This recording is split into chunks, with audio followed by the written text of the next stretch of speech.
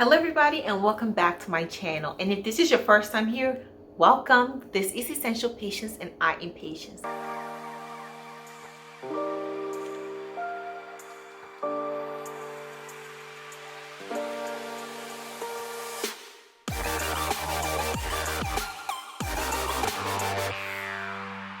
So my idea for today's video is to just have a little talk with structure about the current beauty space or self-care space, because I've been noticing a trend that I think is actually, for the most part, quite frightening, and how it's been affecting all of us. And so the whole topic of this falls under, is the beauty industry basically creating insecurities in us and in all of us? I'm talking about everyone.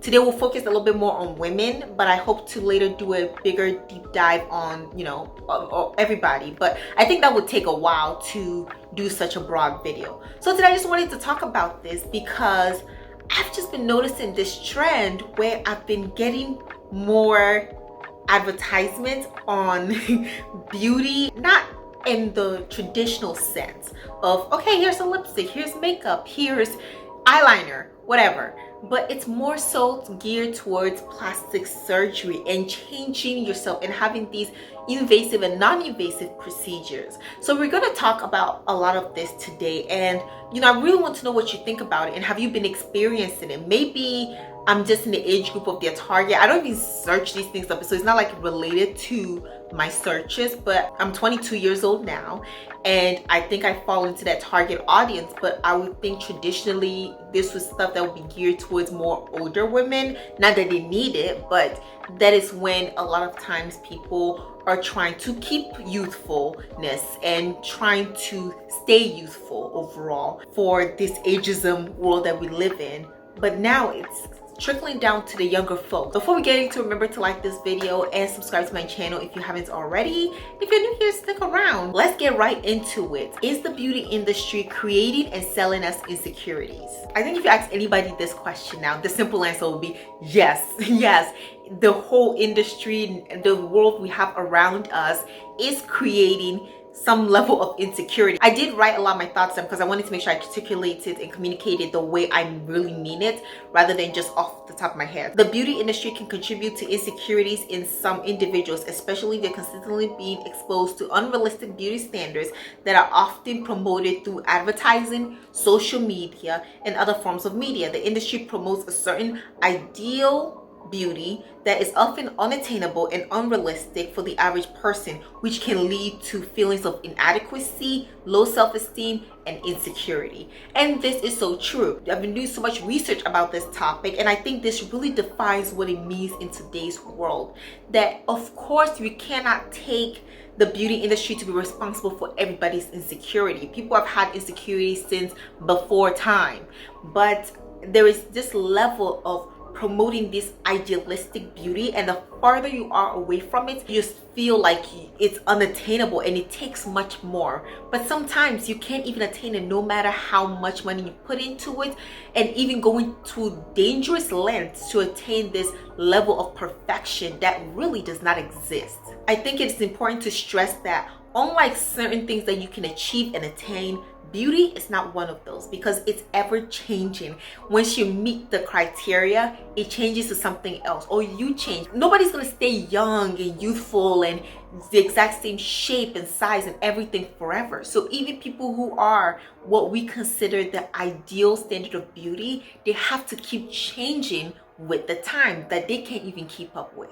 I actually believe for the most part, most of us would be happy with who we are and loving towards ourselves, has it not been for our environment. And the environment in which you grow up in and are nurtured by really plays a big role in how we feel about ourselves, even before the media. So nobody wakes up and thinks like, oh, I'm this and this and that and I need to change. A lot of time it is things that you hear and things that you see, and that influences who you are. And because of that, the beauty industry is quite predatory and very much like a parasite. It feeds on your insecurities and just takes all your money, your time, your pressure, just everything. It sucks so much out of you. And so what I've been seeing is a lot of non-invasive and invasive procedures being termed as self-care. We're all trying to get to this place where we're caring for ourselves physically, mentally, and emotionally. And invasive and non-invasive cosmetic procedures are being seen as a part of self-care. Am I saying it can't be? No, but I really think that this angle that the industry is taking is very strategic. It makes it sound like it's normal. It's something that you should do, you should consider. You want to be your best self and live your best life. How can you be that if you don't look like the way that people consider to be the best? The beauty industry doesn't care about us the way they try to market to us. And now they're using influencers, celebrities, models. I mean, they've always used celebrities, and we already knew like people who were big time actresses, musicians, models. We already knew that something was going on, right? So it wasn't an everyday thing. But today with influencers especially, it could be like, that's your neighbor. That's somebody that you could know. And so because these things are so attainable to them, we think it's attainable to us. And because they are promoting it towards us, it makes us want things more. But let's not forget that the beauty industry is a $500 billion industry. It's not individualized. They are there to take in as much money as possible. At the end of the day, it's a business. And right now, it could even be more than 500 billion because 500 billion was the number from 2019. It could be much more now. Also, it said this, that the market is expected to continue to grow in the coming years, driven by factors such as increasing disposable income, changing beauty trends, and growing consumer awareness about the importance of personal care and wellness. See how those two words are embedded in the beauty industry? Wellness, personal care. It says within the beauty industry, some of the largest sectors include skincare, hair care, makeup, fragrances, personal care products such as deodorants and oral care. The beauty industry also includes a range of services such as spas, treatments, hairstyling, and nail care. So as we all know, like, you have to partake into some extent in this. Like, we all wear deodorants. I mean, lotion, fragrances, hair care, but that's not the point, because these are some things that we need. It goes beyond that when we are being sold things that we don't need, or we're being upsold on certain things that the basics work just fine, but that's not enough. If a company can sell you a $200 face cream because it reduces wrinkles, which a lot of doctors will tell you for the most part, wrinkles are something that would just naturally happen. But if they can sell it to you and convince you that this $200 product that you have to continue buying would change your life, why would they be ethical not to do so? It's a money business at the end of the day. And this is why it's very important to do research. I really sit down and I do a lot of research into products that I buy, use. Ask yourself, do you need this product? And if something that is claiming to improve your health and have all these things that sound way too good to be true, ask your doctor. Some of these make really unfounded claims, especially in the wellness space that is growing to be a multi-billion-dollar business on its own, already is, the supplement business. You would benefit from asking your doctor or a medical professional that, is this useful? What is this actually doing to me? And 9 times out of 10, they will tell you that that's just a bunch of unfounded claims. If nothing else, one thing that my education definitely drilled into me is that we need data. Like, data is very important. Without data, you can't make a base claim on anything else. You need data, supporting data, to prove your claims upon anything. You can't just sit up there and make a bold claim. And a lot of these companies don't have data backing up their claim. At least they don't have relevant data and sophisticated enough data to back up the claims that they are just doing. It's so general. Anybody could just throw in all these words and bam, sell it to you. So let's take it back a bit. Where did this start? And I'm not going to go through the whole history of the beauty industry because we'll be here all day.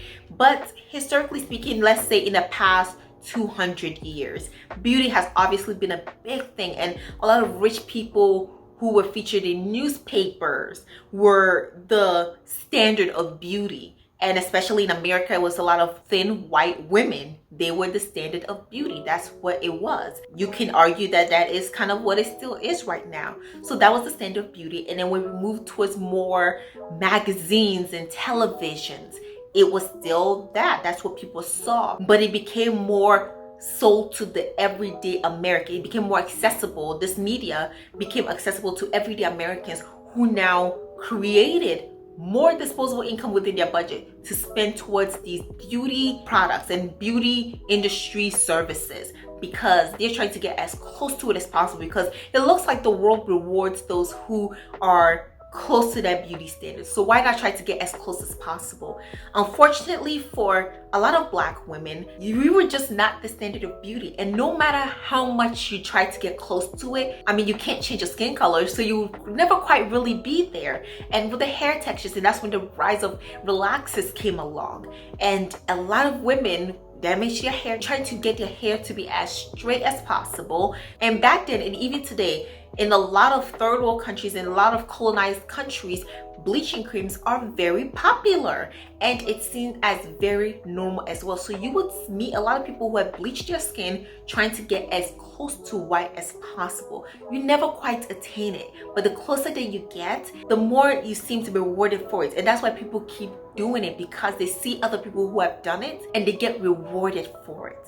So then that begs the question, should you also participate to get that better treatment, to get those rewards that seems to be accessed once you're able to partake in the beauty industry politics? In today's social media, we see a lot of things. I mean, the average person has at least 2-3 social medias that they're consuming every single day. Speaking of which, we're going to focus on the main one that deals with image and how people looks like, and that is Instagram. Instagram is where you go for pictures, and I know that, and most of us put pictures on Instagram. It doesn't really fit on any other social media. I think social medias are best kept separate. So we have, if you want to post a long form video, you leave it on YouTube. If you want to post pictures, Instagram, dance, TikTok, keep it separate. I like that. Let me know if that's something that you also like. But anyway, if you go on Instagram, people are posting the absolute best version of themselves, as they should. Like, I'm one of those people. I'm a big believer that there is absolutely nothing wrong with putting the best version of yourself in public. Why? Because what you post on the Instagram, what you post on social media, what you post on the internet is there forever. There is absolutely no way I'm gonna be posting a video or a picture of me looking crazy on Instagram. Why would I do that? I would always want to put my best foot forward, and I would like to present my best self, not just to my friends, not just to my family, but to also strangers. So I don't actually have a problem with people only showing the best versions of their lives, because when I'm crying, I don't take a picture like, oh my God, let me like cry on Instagram. Why would I do that? I'm sad, like I'm in my emotions. So of course it makes sense that people don't want to take pictures of their sad days. Even I don't want to remember the time that I was sad. So why would I want to put it out there for the whole world to see that I was sad? So I have absolutely no problem with people posting the best version of themselves. Unpopular opinion. Let me know what you think about that. What I do have a problem with is that we don't take this as, again, being the best versions of people's life rather than their everyday life. I mean, who wears, maybe there are people who wear makeup every day, but for the most part, a lot of people, when they post on Instagram for women, they get their face beat doing work, and they're models, professionals. They're getting done by a professional makeup artist. Like, I do my own makeup, but when a professional does other people's makeup compared to me doing myself, one day my goal is to have a professional do my makeup, so we'll see how that looks. But when I see people do their own makeup versus professionals, the professionals oftentimes blow it out of the park. Sometimes they don't even look like the exact same person. I'm not saying that's a good thing, but the point is, it's a whole profession. They have a team of hairstylists. People are trying to make them to look as close to perfect as possible. Let's not forget, after that, the lighting. Lighting plays a big role. The better the lighting, that makes them just look poreless, just smooth skin. And then Photoshop. So after everything, after the makeup, the lighting, they still sometimes Photoshop and have filters on videos and pictures. What does that tell you? That still you can do a lot of stuff, but even then, a lot of perfection, or what seems to be perfection, is digitized. It is made by the computer. It's so sad, but it's true that even the people who we consider the most beautiful in the world, or y'all consider, I didn't pick them, that people consider the most beautiful in the world, they still have to go through all of this just to meet perfection.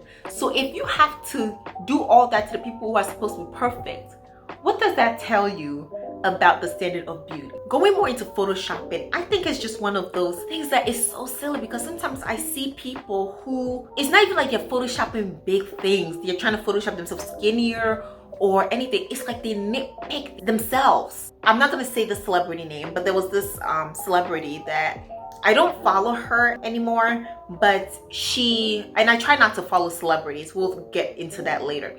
But she's very beautiful.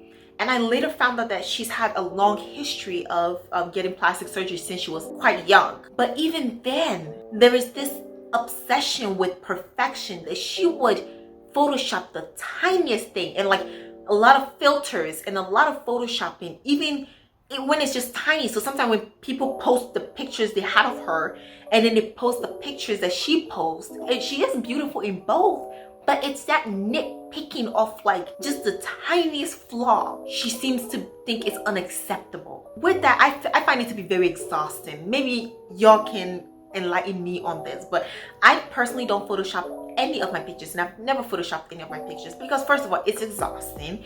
Second of all, why, in my opinion, do you have to be so hard on yourself, especially if you are in a place where you're good? I don't understand. Why would you be so harsh? Because people see you in real life and they see you on the internet, and it's something that's not matching. But humans have flaws. We have pores.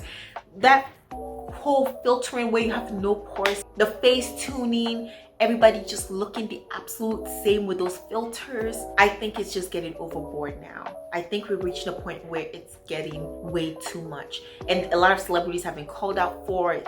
And again, sometimes it's the tiniest things. It's not even that big of a deal. They just want their waist cinched in more. They want their thighs to appear bigger, boobs bigger, nose smaller, eyes wide. It just seems to be these things that we would have just liked the picture anyway. I also think that the beauty industry and just social media overall is creating this unhealthy relationship with food.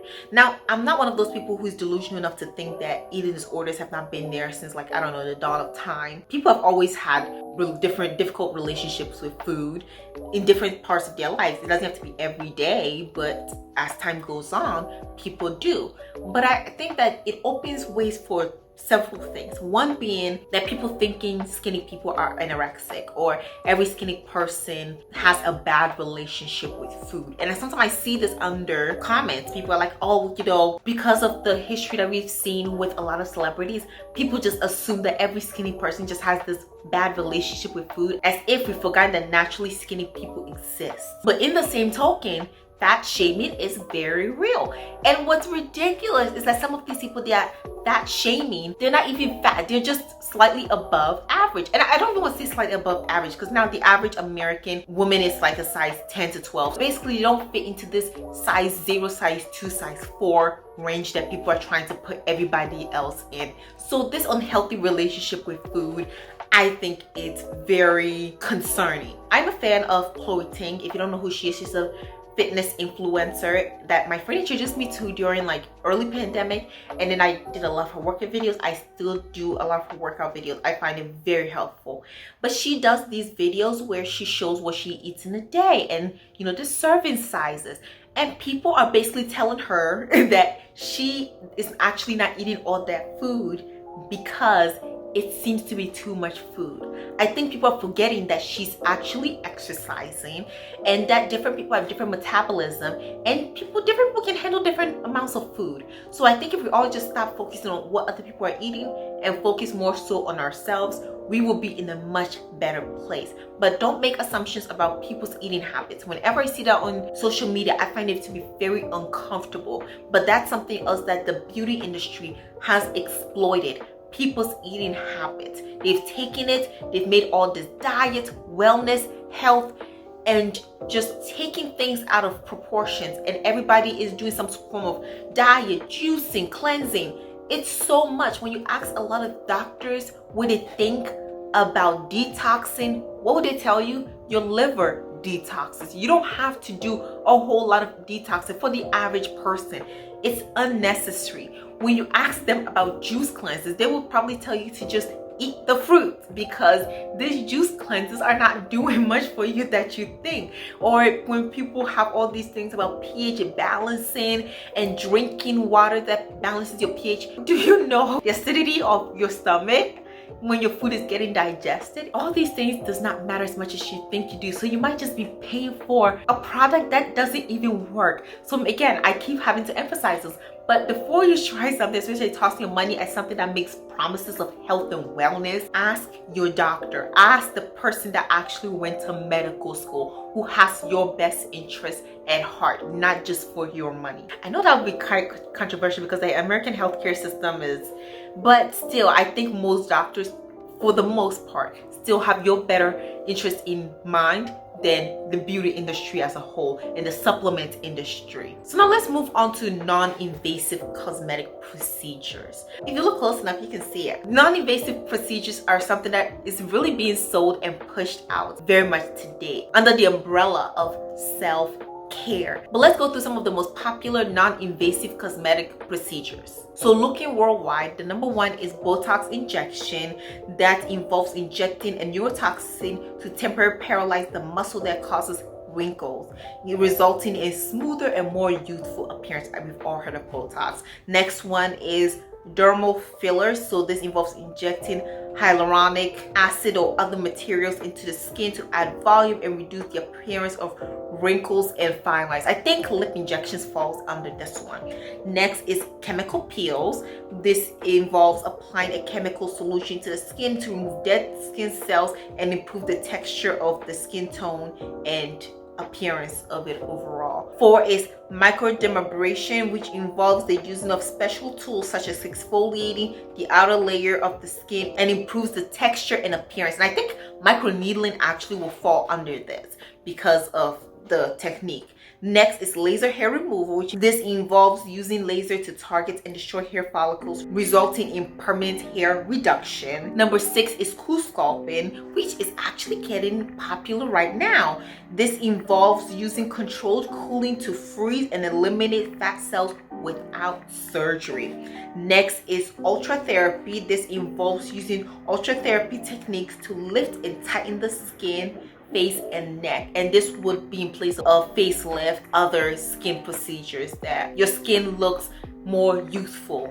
Everything is about being more youthful. But a lot of these services, a lot of us don't even consider cosmetic. We just consider it, again, self-care. And I'm not saying you shouldn't do or participate in any of these. Yeah, there are no major risks, but some of them still can have risk, and you don't want to take it lightly. Act like it's just like eating lunch. It's not the exact same. A lot of it still uses different technologies. Some things like Botox, you're still injecting things into yourself, microneedling. These things are not 100% safe. So still always do your research.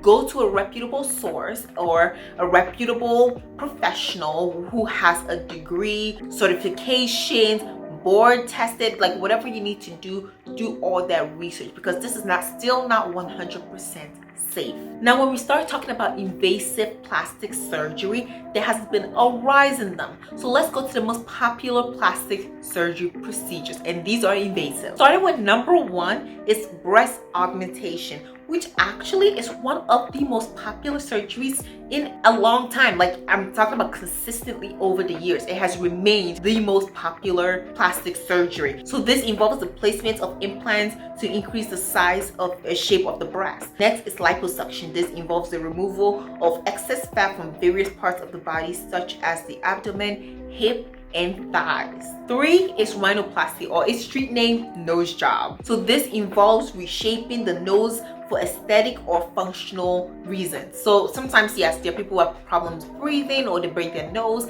so of course they need a nose job, but then nowadays it's more so for aesthetic. 4 is the eyelid surgery, which, by the way, is one of the most popular in Asia. So it says that this involves removing excess skin or fat from the upper or lower eyelid to create a more youthful and refreshed appearance. 5 is facelift. Very popular among older folks in the past few years. However, it's becoming popular in younger people who are getting the ponytail facelift.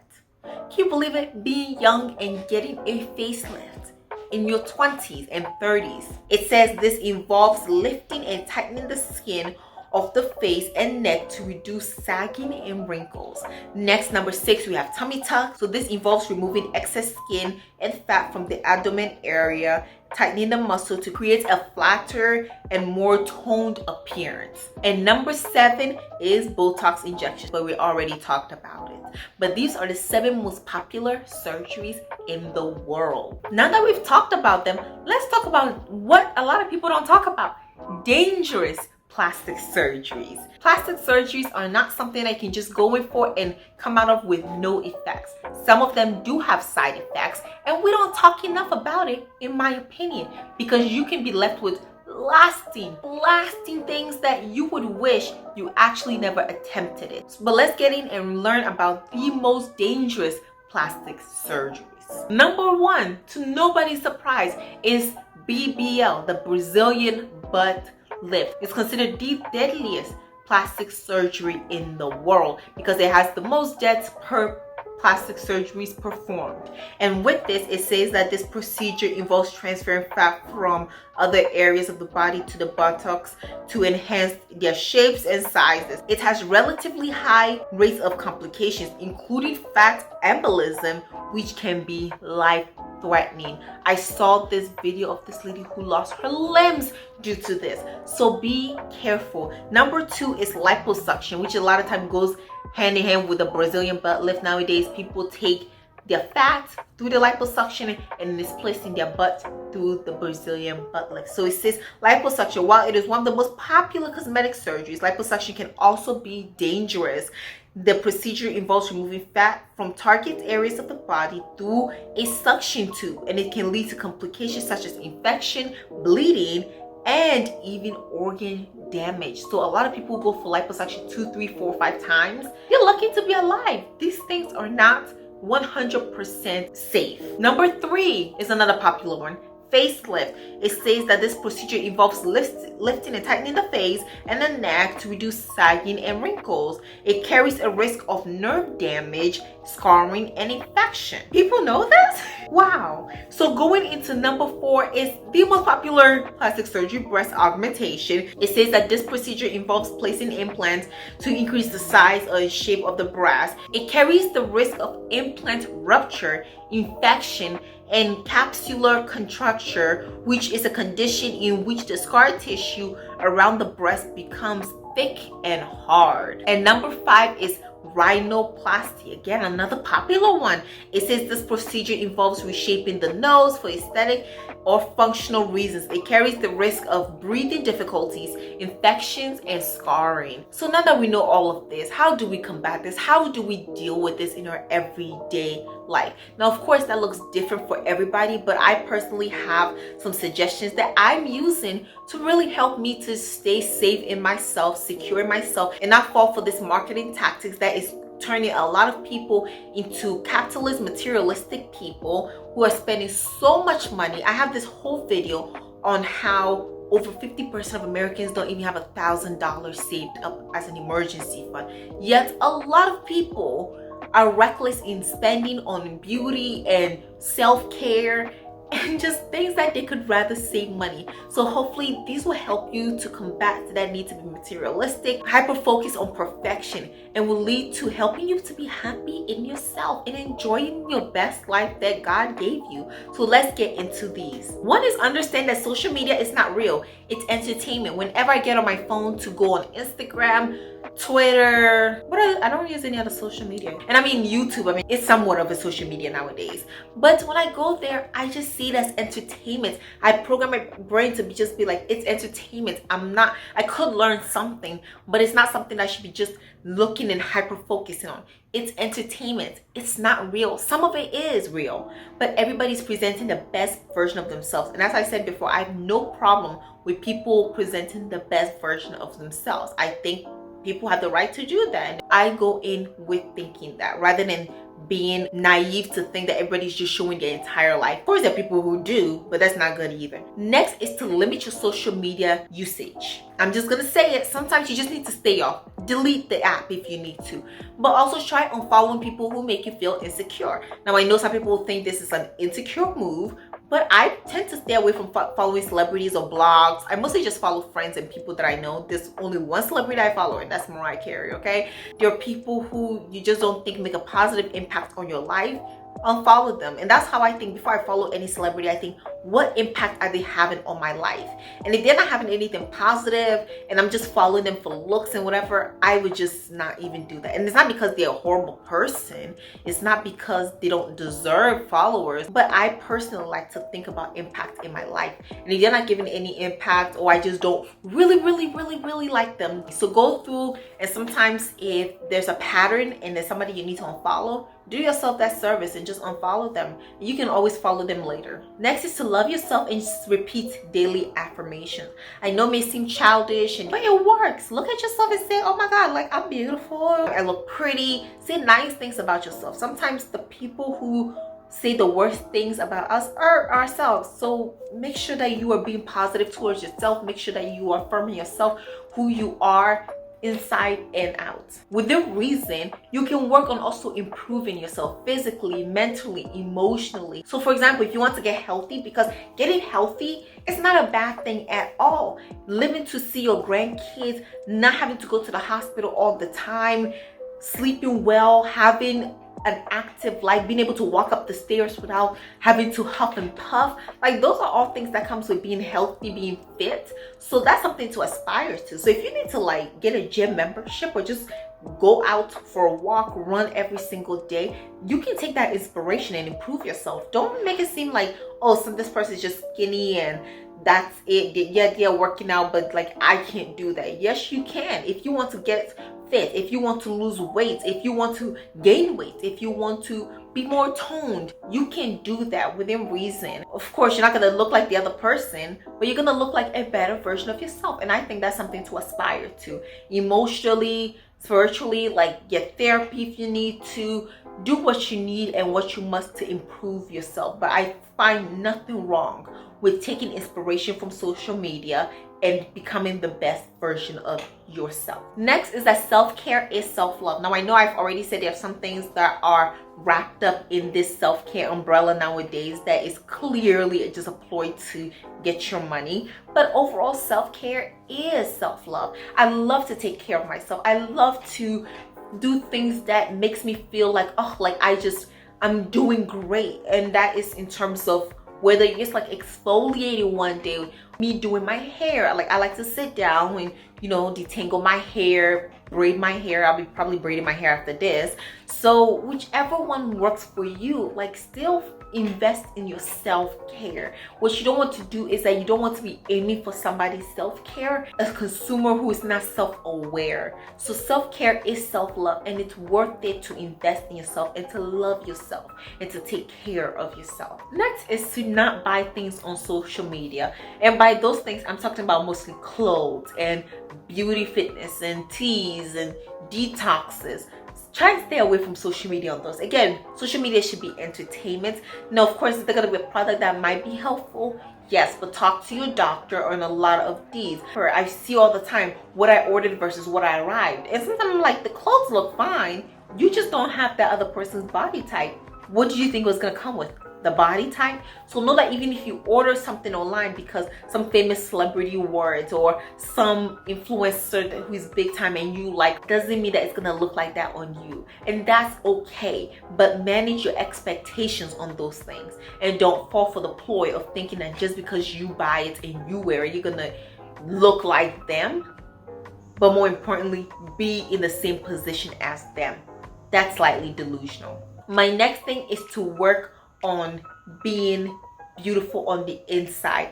Inner beauty is underrated. I know that people talk about it, but not as much as I think we should be focused on it. So focusing on things such as goodness, kindness, gentleness. I mean, basically like the fruits of the Holy Spirit. Love, joy, peace, patience, kindness, goodness, gentleness, faithfulness, self-control. Like all those things makes a person just so beautiful in general, but especially on the inside. So working on those things in yourself, that is so great. And I'm really working on that in myself and making sure that I embody that. Beauty fades, youth fades. Like you can get all the facelifts in the world, all the microneedling, all the plastic surgery. But if you live long enough, if you're blessed and privileged to live long enough, you're going to have to get to a point where not everybody, even if now you're the most beautiful person people have seen, not everybody might consider you that in the next 20, 30, 40 years. It doesn't mean you're not beautiful, but it just means that physically speaking, you don't fit the beauty standard anymore, because the beauty standard is not 50, 60, 70-year-old women, and that's okay in that. So focus on the things that really matter, the things that really affects people, the things that have impact on the way you surround yourself, the way you move in this world. Those qualities of showing love, kindness to people, those are qualities that last longer than any beauty standard ever has.